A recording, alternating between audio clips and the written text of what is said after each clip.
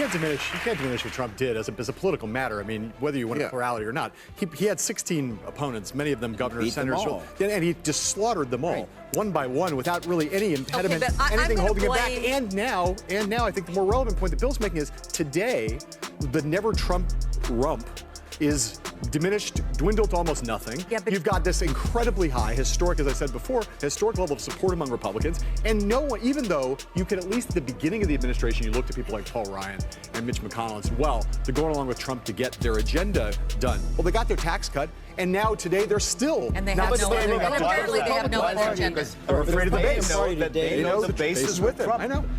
Right, this is now the party of Trump. Let's get another question in. Let's get people spend time writing these questions. Let's go. It was a fiery showdown on Real Time with Bill Maher as a bold conservative voice. Went head-to-head with the panel and refused to yield an inch. With sharp wit and a command of the facts, he challenged the anti-Trump narrative point by point, putting the others on defense. The atmosphere crackled with tension. The arguments were intense, and the dismantling of progressive positions was nothing short of riveting. For anyone who craves raw, unfiltered political debate, this viral moment is must-watch.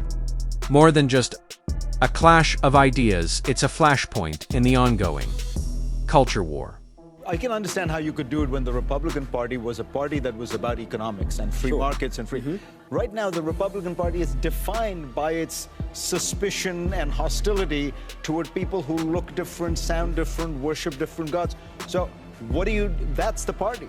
How are you distinguishing yourself? Well, look, Fareed, you know, President Trump talks a lot about patriotism to the country. When we say the Pledge of Allegiance to the flag, we say one nation, under God, indivisible, et cetera, et cetera. One nation, under God, indivisible. One nation. Rhetoric or reality? Do we truly believe we are one nation? And if we are, then that means we recognize and we accept that we are a country compounded of different folks from all over the world, regardless of what they look like, their sex, or their religion. Well, that's not how a lot of your fellow Republicans look at it. Donald Trump certainly, but Donald Trump certainly doesn't look at him. All you had to do is look at, you know, Hurricane Maria and look what happened in Puerto Rico. But we've allowed him, Linda, to define I wouldn't wait Americans. for your invitation to the CPAC. There's a real transformation unfolding within the Republican Party. Long dismissed as rigid, outdated, or exclusive, the GOP is undergoing a shift. A new generation of conservatives, many from minority communities, is stepping forward, staying true to core principles while reaching out to a broader, more diverse America. At the same time, the left is digging deeper into identity politics, often creating more division than unity. And here's the twist. Even Donald Trump appears to be adjusting his approach. Whether it's strategic or a genuine evolution, he's working to expand his appeal. The result? The political landscape is shifting and it may never look the same again. This is for you, sure, Michael. You said you can be a minority and a conservative, but can you be a minority and a Republican under this administration? You know, that's a good question. I think that the expectation, at least from what I get from talking to other African Americans and minorities in general, is that sure, we don't have a problem with you being a Republican, but our expectation is that you are articulating the concerns of our community. So yes, I'm a black person who happens to be a Republican. That doesn't mean I don't care about police brutality. That doesn't mean I don't care about criminal justice reform. Those are issues that disproportionately impact my community. And it is my duty, if you will, when I'm at that table, when I'm in those meetings, to advocate for the issues of my community, because I recognize there will be moments like the moment we see now, where you have a Jeff Sessions running the criminal justice system. And he's rolling back a lot of things that President Obama did with bipartisan support that benefited African Americans. So it is my charge to say, wait a minute here, you're not going to pass policy legislation that's going to continue to disproportionately impact not only black people, but brown people. So I think you can most certainly be a conservative and a minority, but being a Republican right now during the age of Trump, I think is a very difficult thing. Michael, you want to? No, absolutely right. I mean, which is why Sure Michael happens to be one of my favorite Republicans. Because what we've seen is a lack big of you. Oh, I mean. Pretty short list. Some of your best friends are Republicans. You know, y'all taking all my good lines. But the thing is that if you have black people who understand even if you're associated with that administration, that what Trump is doing is undercutting the value of not only black people, but Republicans, as we've been saying. And the fact that you had William Coleman, the fact that you had a legacy of black people, Jackie Robinson for that matter, who were Republicans, who understood that it was about an economic orientation of fiscal conservatism. It was not about the culture wars that Trump seems invested in, because one of the factors we missed in all of this brouhaha is the demonization of the big black boogeyman, Barack Obama, and that spooked a lot of people into voting for the Republicans in a serious way. But you know, Dr. He Dyson, appealed to bigotry. but Dr. Dyson, He appealed to bigotry.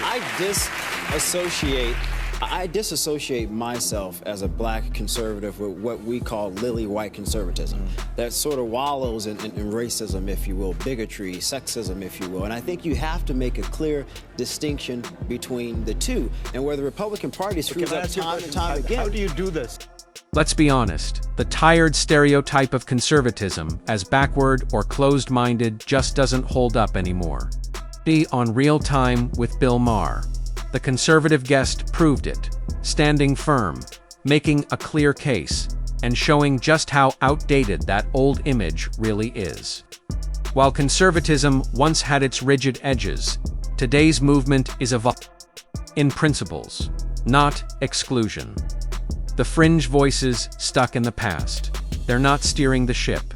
So why do so many still act like being conservative means defending the worst chapters of history? That kind of thinking is lazy, and it's time we moved on. You know, what I was writing about in that book was the post-American world, because you had China rising, you had India rising, you had Europe that had come together. The point I was trying to make was we're in a kind of historical shift of power where these other countries, often that had long been mired in poverty, are rising in economic growth, political power, cultural confidence. And so that world has been going on. You know, the emerging markets were 5% of global GDP 25 years ago. They're now 50% of global GDP.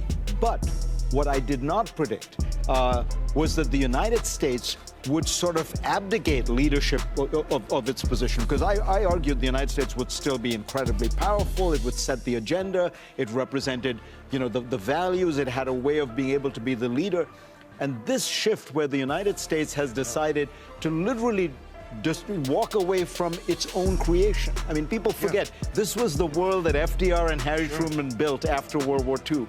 And to see, you know, the Europeans, as I say, are sort of surprised because they don't quite understand it. They're like, wait, you built this house and now you want to set it on fire. I'm less surprised that a Trump could rise. I mean, that's happened in countries where, as how quickly the Republican Party just completely got behind him.